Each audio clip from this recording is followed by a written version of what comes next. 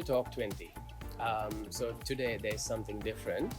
So you might wonder where Sanka, my co-host, is. Unfortunately, there's been a little bit of an incident and he was not available today. However, he's going to be with us next week.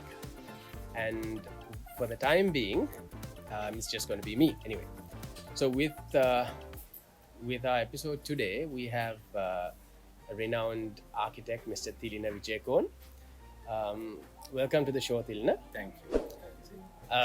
So the first thing I wanted to ask Thilina was basically, we have sort of come out of the economic crisis and also the COVID period, where we saw a drop in the construction industry. But after that, how has it been, Thilina? Have we recovered from it, or is it still the same? We haven't recovered yet, Okay. but we are on the process. We are progressing. Okay. First of all, I'd like to see the crisis as a Right. positive thing that Right. really happened. So, if I explain it a bit, we got a different perspective of a lot of things, because with the crisis there was a big vacuum that was created. So we started to question things, a lot of things that we were used to do. So that was a good, we had some time to think and relax and think, Right. what the hell are we doing? I think it's in a good way. I mean, there's something to reflect on later on, isn't it? Yeah, exactly. Now that we are back on track and we are working, so the self-reflection, that thought process during that time, really now it helps. Right. So back then, most of the theme was to how to become that highlighted Right. person in the industry, become that hero, the great architect. Right. So that was the base behind all that what we were doing. But now we have realized that if we really need to get out of this mess, this crisis, Right.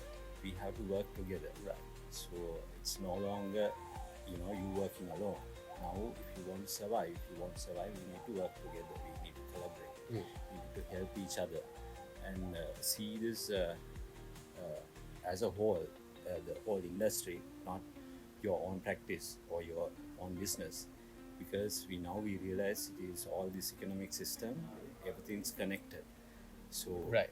we help another person, eventually that through that system you get that benefit through helping that person. So this is the overall view I see about the crisis. Right. And again, we haven't recovered yet. We have to see about the whole thing this way, collaborative Right. mindset, so that we will progress and we will recover. Right. So, Thilina, another thing is, what sort of projects are in demand these days? Are those houses, eco resorts, boutique hotels, anything in particular that this particular time has required you or any architect for that matter to build or focus on? Well, in my experience, there are no houses these days. Right. Because people really started reusing or renovating their own house, sometimes without even consulting an architect. So because they were planning on building a bigger house, but they have downgraded their requirements. Right.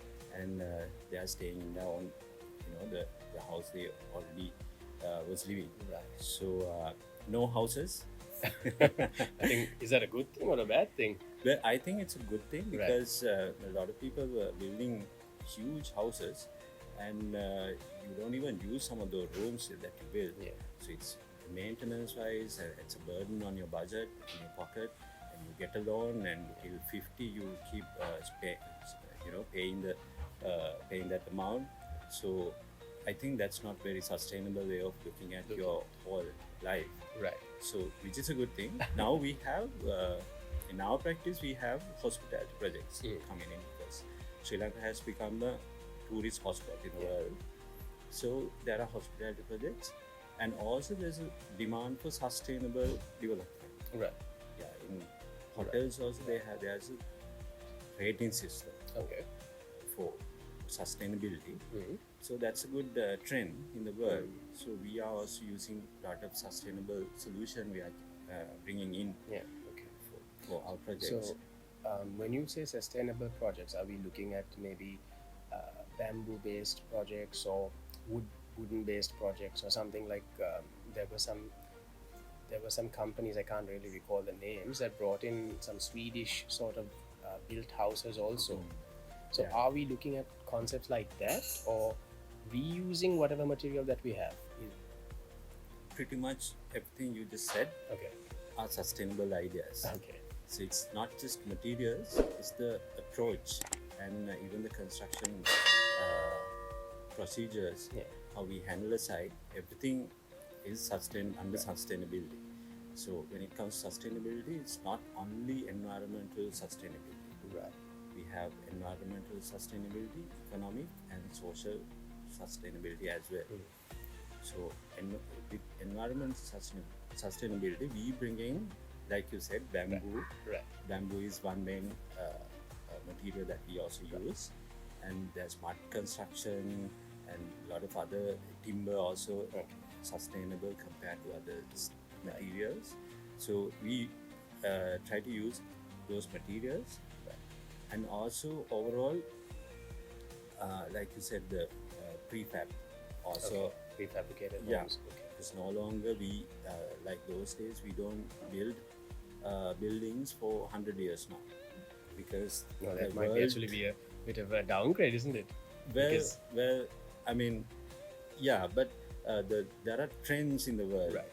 You know, the world is changing so fast. Correct. So we can't use that same building in 10 years with the same function. Either we have to reuse it for another function, or demolish and do a new building.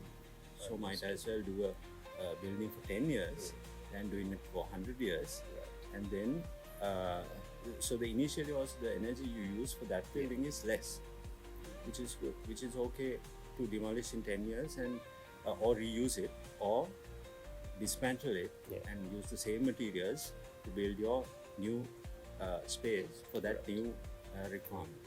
So, I mean, all in all, these are all sustainable ideas that we already know. Now we have to be conscious about it and bring into our projects. And now, with sustainable items and sustainable materials, Thilina, would it be as strong and stringent as the original equipment or material that we use? Say, for example, if it's cement, would it be durable? Those are some questions I think people would definitely ask when building a house. Would it be the same, or? Definitely, there's a difference, but we can.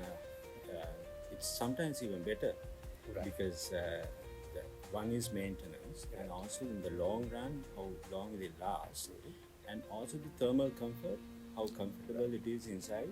That is also important. Right. So compared to maybe a concrete slab, if you have a thatched roof, there's a lot of maintenance, but it will be very comfortable to stay inside one of those mud houses. Right. Yeah. Right. So mostly now hotel industry, they use mud construction and thatched roofs and bamboo, because they have a maintenance staff. Right. But for a house, yes, like you said, maybe maintenance is important. So in those situations, we mix the materials, the conventional materials and the sustainable new materials. We mix those together, so we can stand somewhere in the middle. So the maintenance also becomes easier, and also economically also that's low budget, and also it gives that thermal comfort and that nice look. So that's what we as a practice we are also trying to use, make it popular for the common people as well. And are there specialized people or companies to handle the maintenance aspect of those sustainable goods?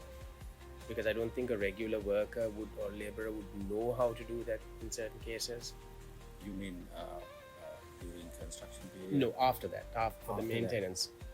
For maintenance period, you will have to, if it's a hotel, you will have to have your own staff trained for that. There are maintenance companies, Right.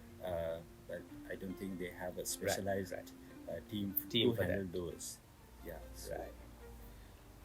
Another thing we noticed, Thilina, a couple of years back was the prices of materials started escalating to a rate where people just couldn't afford it. For example, the cement bag that you normally find from, I can't quite remember, I think it was 1,500 at that point, rose up to 3,000 odd and even 4,000. Yeah. Same with a cube of sand. Yeah.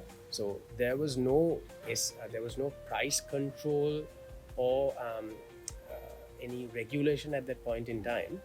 I think grey market vendors were just going rampant at it. So is there a way now that a government body or a body with regard to construction like ICTAD or NCASL, is working on trying to keep this in control, or is there something like that?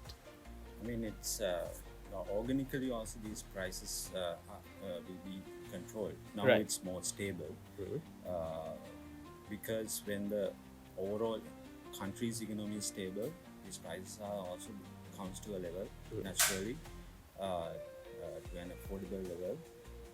So now it's more stable. But SIDA also in construction industry, they also have some control over the Right. prices as well.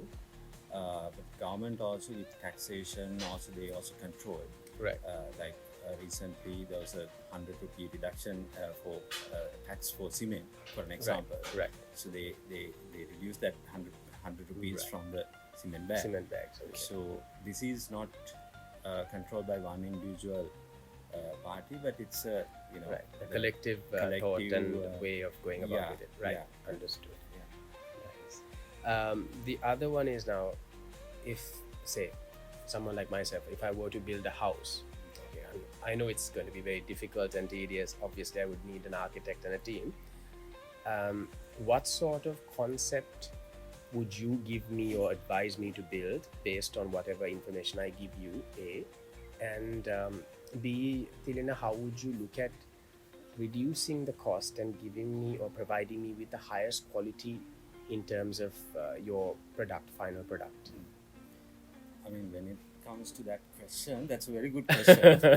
I know I'm going to put you in hot water, but I think so. Yeah, I mean that's a very good question because this is it is a communication gap, as I see. right.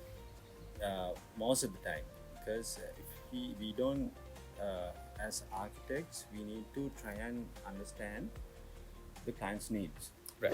What the background they are coming from as well, because this is not just going to a shop and buying something. Agreed. This is like we are building something very precious to them. So we need to know their lifestyle and the background they are coming from. Everything. I mean, I know it's very private to them, Right. but you need to become their friend. So then only they'll share their lifestyle with us. Right. So we know what to bring in and what the solutions are, what kind of a space we need to create there. And also from client side, they also need to, without going into any commitment at the beginning, they need to do their research and find, shortlist a few architects and talk with them, take some time for that. Right. And so that's the start. And then going to go and meet those people and trying to understand how they work, why they are saying these things, try to, it's okay to question and ask them. Then you need to, then you go into a commitment. Yeah. When you go Is that a legal commitment, or are we looking at like a discussion with the architect and the other relevant parties? How does that go about? That depends on how they progress. Right. Those two parties. There are agreements as well. Right. Standard agreements, Okay. client architect agreement. Right. which is given by Sri Lankan Institute of Architects. Right. So you can follow those agreements Right. and sign an agreement, and then with a lawyer and start the project. Right. In our country, most of the time, sometimes we don't go into that level, because we, after a few meetings, we become friends. Friends, correct. That's my experience. Right. So after that, we don't really need agreements. Right. If I don't feel right, I don't work with that Right. Client. Right. So it wasn't a problem for me at all. But there's an agreement, and then after that, we need systems. Right. We have some basic systems to follow to minimize that communication gap. Right. For instance, we write down all the requirements, client's requirements, and then we develop that we call it a brief. Right. Okay. Yeah, we develop that. We sit like this, and then we develop it, and then we email it. Okay. So they take some time, they discuss among themselves, and they come back to us. This is not what we want. You need to include this, and like that we develop that. Then at some point we confirm on that, and after that we move into the design.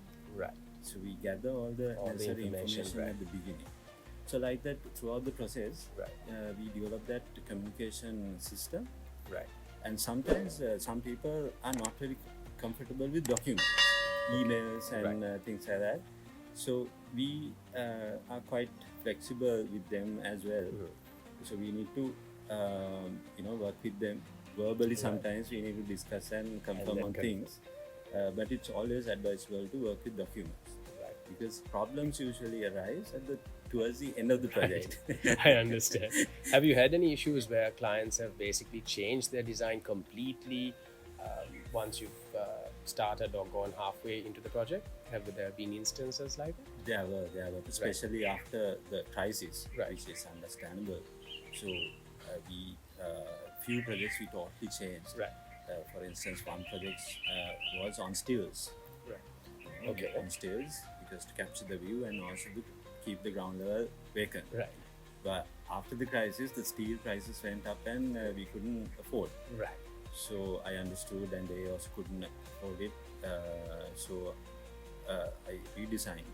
Right. And now it's a single-story building. Now we are almost done with the project. We are completed almost. So yeah, we have these special situations. We do that.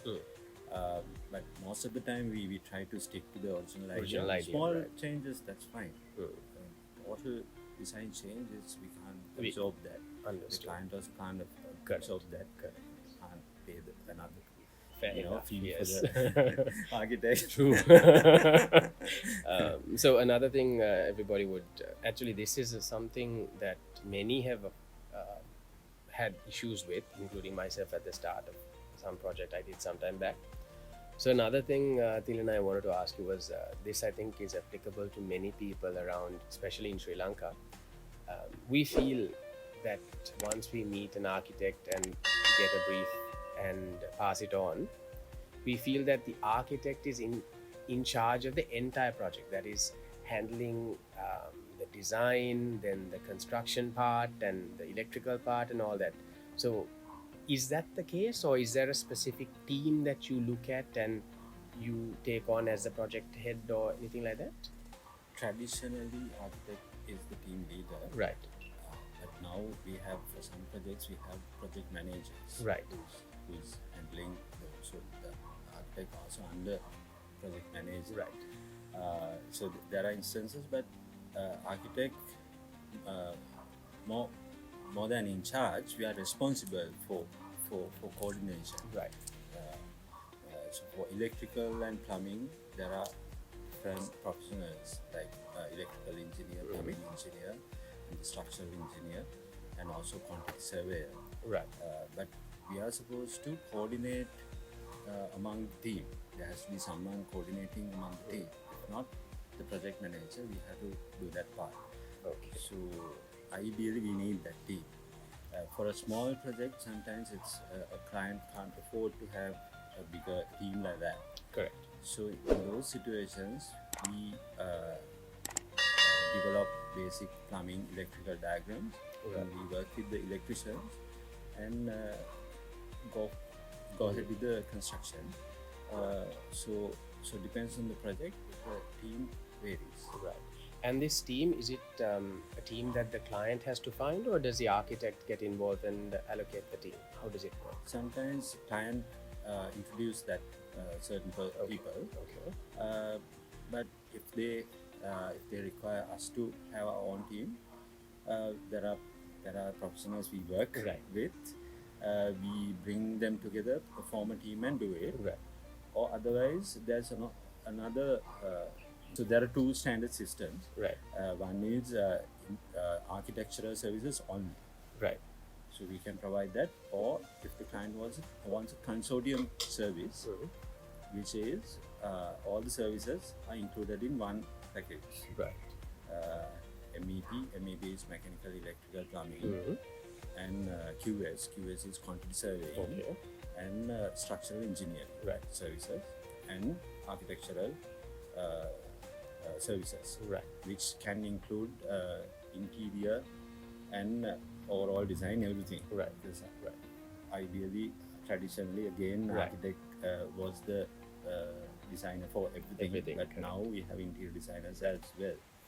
So we can have an interior designer also in the team. Right. So that's consortium service, and the architect is responsible Right.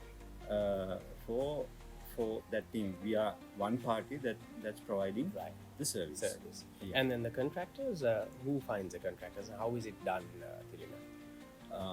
That's a good question, because some people are not really aware of the other system, because they always find the contractor first, Right. and they come with the contractor. Okay. Because in countries like ours, sometimes it's not a good idea to first go to the contractor, because they are doing the services we provide are different. We are doing a professional service, and construction companies, our approach is different. That's the difference. Right. I understand. So ideally, if a client comes to an architect, that's advisable. Right. So after that, standard procedure is to develop a design and go for tenders. Right. So shortlist some contractors with the documents we provide. So you can compare apple to apple. Okay. And shortlist, and then from those few contractors, you select one, Right. which is more suitable for your budget and your quality that you are expecting. So that's the best way. Right. And during this tender process and the evaluation process, do the architects and their teams get involved in filtering out? Of course, yeah. Right. That's our part of our. It's part job. and parcel of that. Yes, Okay, yes, yes. understood. And now that we are again on this teams topic, Thilina, there have been certain instances, I think you probably are more aware of it than I am, where clients complain that they have been ripped off or swindled by contractors. Is there any way that your team and you basically can ensure that this doesn't happen? I'm sure there are contractors who are very genuine and honest as well. But in an instance like this, what could you do? How would you advise the client to sort of make payments or settle payments? Yeah, to start with, that's also a very good question, because we run into a lot of problems towards the end of the projects again. Because of these, initially we don't do certain things like signing an agreement.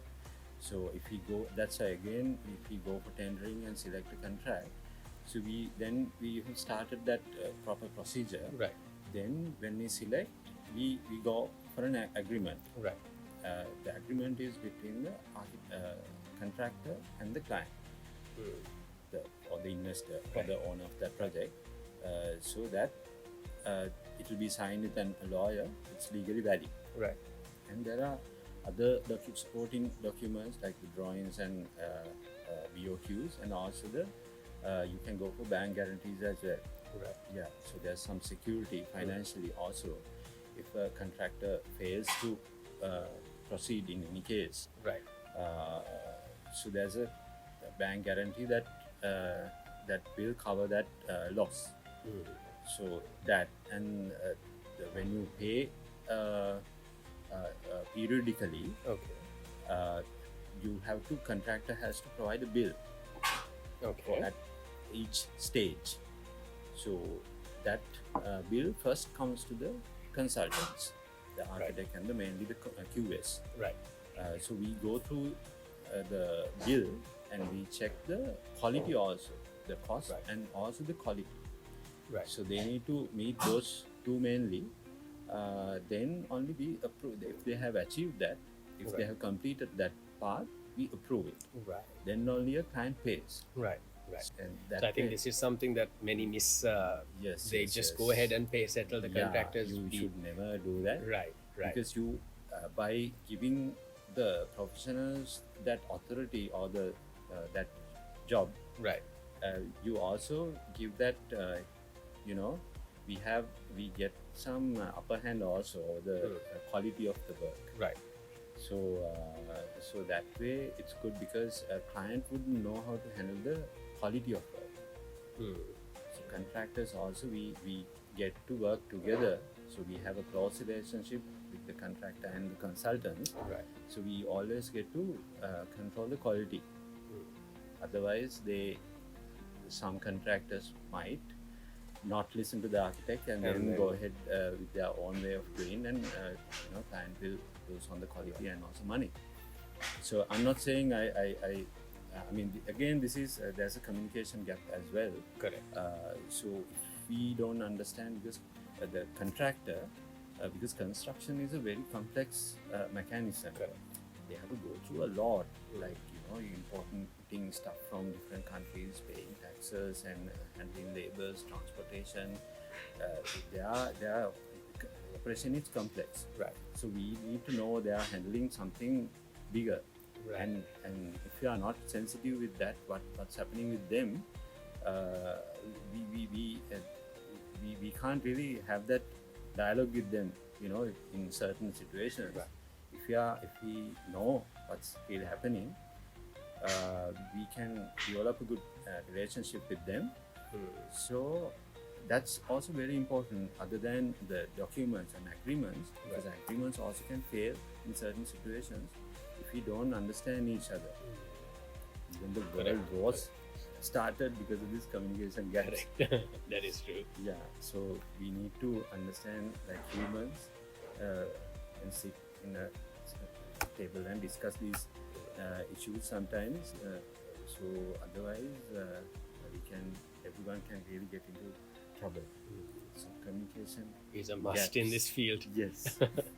Good. And is there another thing is like certain architects prefer certain styles of work. For example, some prefer the bohemian style, some prefer the whole corporate style. Is there something like that each architect is familiar or an expert in? Yeah, it eventually happens because there is we become comfortable with certain styles. And we master that. I mean, some people, like even myself, I don't try to stick to one style, because I bring the put the project first. Right. So it's not about what I am comfortable with, but what the project needs. And when you have that mindset, you can change your style depending on that project, the client, and the context, the user who will be using the climatic conditions. Everything has to come in, and then with those studies, and then we can come up with our own design. Right. So that never becomes, in my case, usually everything's pretty much different. Because let's say you do a project in gold 4, its context is very traditional. You have to respect that architecture. If you do something in like a very sensitive area, like near a rainforest, you might need to have the building raised, not on the ground, because traditional architecture, maybe you don't raise buildings, it's all on the ground. But in a forest, maybe handle the site sensitively. Right. So I usually end up praising the buildings because you keep the ground, untouched. Untouched, correct. So that's an example. So, but most of the cases, the, most architects, they have their own style, which is fine, I think. So they know already what sort of design they'll get. Right. So it's easier for them to choose.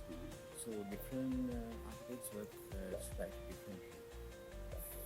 So another thing is, so a hot topic is Jeffrey Bava in this industry, I think.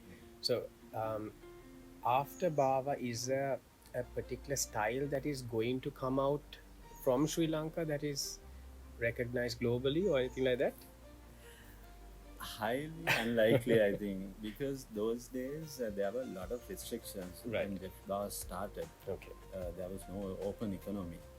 But with open economy, I just returned from India, and in India, and been to other countries as well. In not the old city, but the new cities are pretty much same because now all the economy is open. Right. So there's a world market. Materials is not always locally sourced. But with Jeffrey Bava, what also happened was they had to source all the materials locally, which made the projects unique and very local. Right. And that suits the climatic conditions. So if we, as a, like I said, not individually, that's not something that we can do individually. Right. If the architects in the construction industry and the people, if we get together and develop these, these pressing issues, these are issues actually. Right. Because globalization, it's a very big topic actually. Yeah. It's a big concern also. Yes. So that's also, again, during the crisis, we didn't have materials. I mean, coming from China or India. So we had to. That's again for me also to highlight, this idea of sustainable materials. Right. It was easier. Now we are catching up with all the projects as well, because during that time, that vacuum helped us to bring that discussion using the local materials. Right. So I think, if we can maybe make our architecture unique. If we try and understand what the country and what we really want. And then to wrap things up, Thilina, do you see Sri Lanka going in the right direction in terms of architecture and construction? As in, do you see them see numbers going? Do you see more projects coming into the country in the next year or so, based on your experience? Yeah, there'll be projects coming in, definitely. Right. But I think I would like if there'll be more infrastructure projects, and money should be, again, we shouldn't be selfish. I mean, we as architects, we want projects, bigger projects, a lot of money. Okay. So that's not the way going forward. I think the money has to be spread out through the, it needs to be going into education, healthcare. In the villages, they don't sometimes even have water. So those money should be sent to those as well. So through that, the projects will appear. Right. So we shouldn't be. I don't think this doing mega projects like high-rises, apartment buildings, money making machines in Colombo like we used to. Right. So there are investors and there'll be different projects. I think we should be discouraging those money making machines like high-rises and those kind of developments. But the developments should happen like infrastructure projects, transportation, healthcare, hospitals. So we'll be having a different kind of projects. Yeah, I think this is one aspect where my co-host is highly missed. He would have asked you a lot of questions in terms of these aspects you just mentioned. Right. But yes, thank you so much, Thilina, for sharing all the insights regarding architecture, construction, and also interior design. And we hope to see you again soon on Talk 20. So for now, thank you so much. Thank you. Thank you, Thilina. Thank you very much. Cheers. Thank you. Bye.